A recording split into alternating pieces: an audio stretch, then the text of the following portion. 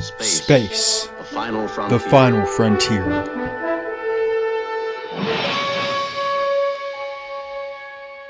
These are the voyages of the Starship Enterprise. Its 5-year mission to explore strange new world, to seek out new life,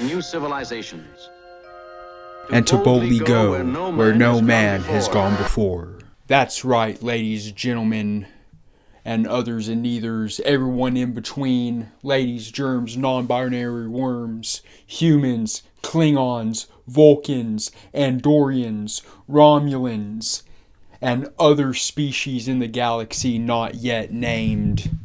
Today, I am finally doing it. I am giving my thoughts as a newly found Trekkie as of last year, my thoughts on the original series of Star Trek. Roll the introduction.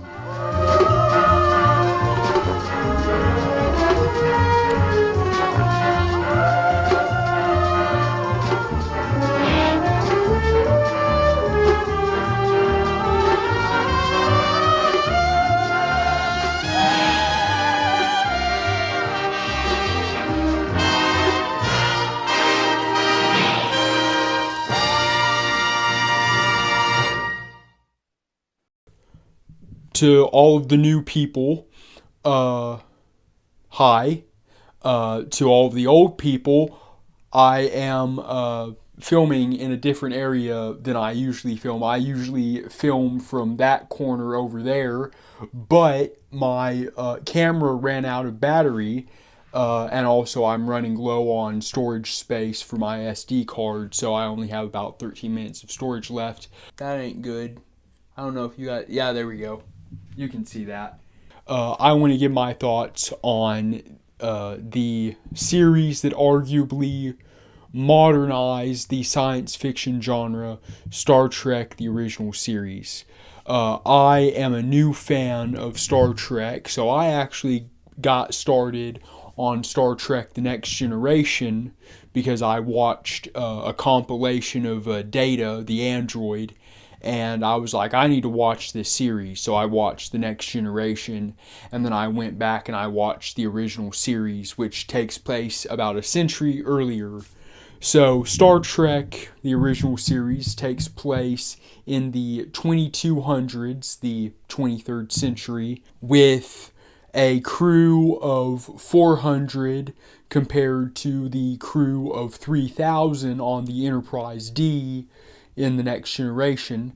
And the senior staff of the Enterprise is comprised of Captain James Kirk, Science Officer Spock, the Vulcan, the third in command, Montgomery Scott, or Scotty, who is also ship's engineer, fourth in command, helmsman Hikaru Sulu, fifth in command, communications officer Lieutenant Uhura, sixth in command, Chekhov Pavlov, who is ship's navigator, and then the two chief medical staff, Dr. McCoy and Nurse Chapel, who is the second officer to Dr. McCoy in the sick bay.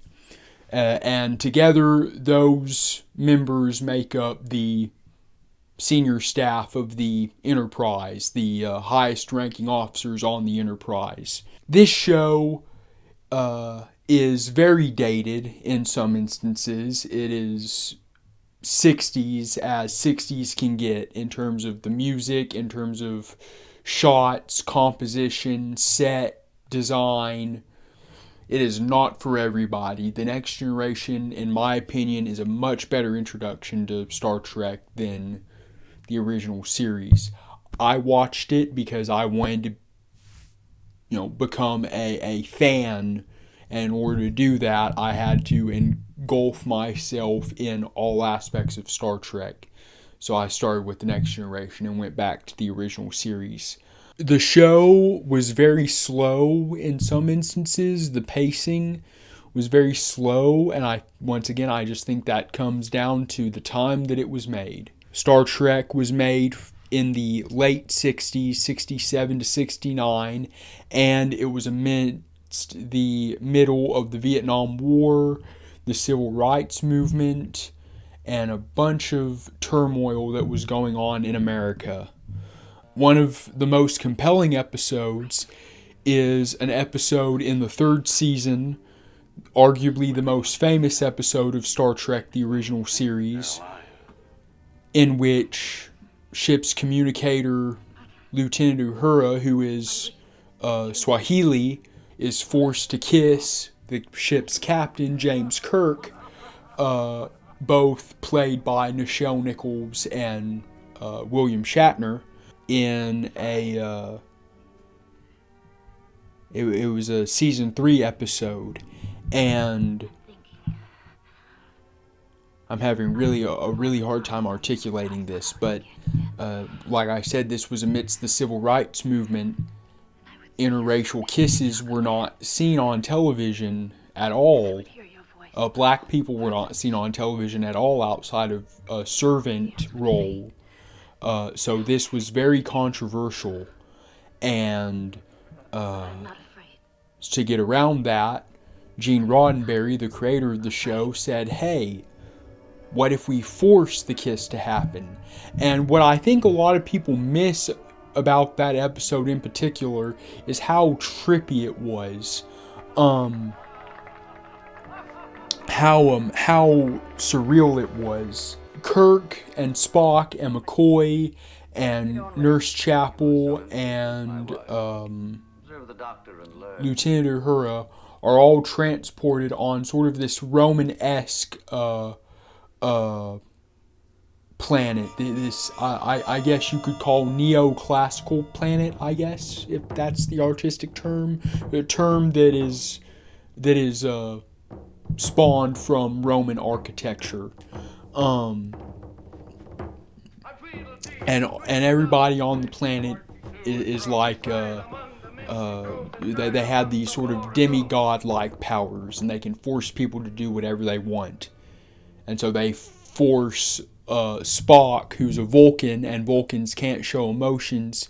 They force him to like laugh and cry and sing and dance, and it's, to me, knowing about Vulcans and, like I said, being a Star Trek fan, it was very emotional for me to watch that. And Leonard Nimoy, the actor who played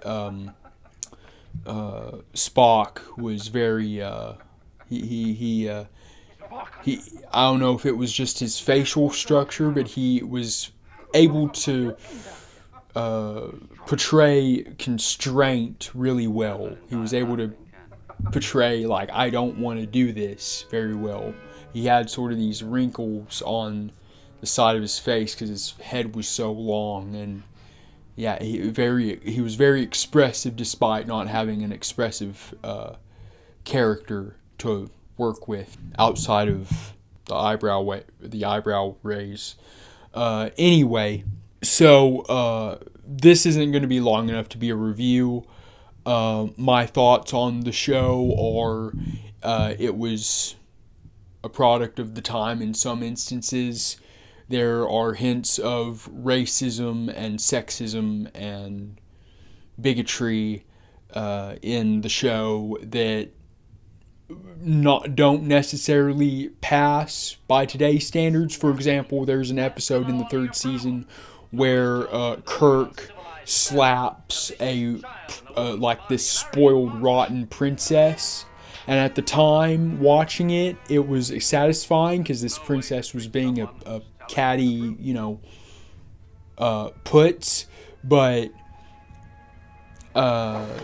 looking back on it, it just seemed like men having a power trip.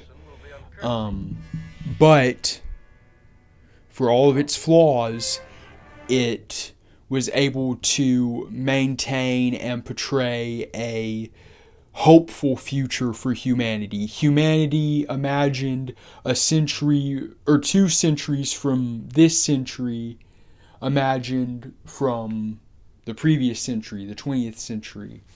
So overall, I would recommend it. Ranking wise, I'd put it at a strong 6 out of 10. It is not something that I'd recommend to beginners who want to get into Star Trek.